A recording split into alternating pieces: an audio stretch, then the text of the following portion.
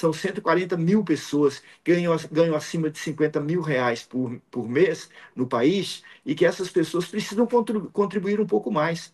Não é justo que a gente tenha o mesmo imposto pago pelos que ganham acima de 50 mil para os que ganham 5 mil, 6 mil, 7 mil, 8 mil, 9 mil. Então, a gente precisa de ter um escalonamento para que haja, a partir da justiça econômica, a partir dessa isenção ou dessa redução, para que haja justiça social, porque é mais dinheiro na vida das pessoas. E olha o processo de desenvolvimento. É muito inteligente tudo isso, né? O presidente Lula sempre tem dito: quando você coloca o dinheiro nas mãos dos ricos, eles especulam. Agora, quando você coloca na vida do pobre, o pobre vai na padaria, compra pão.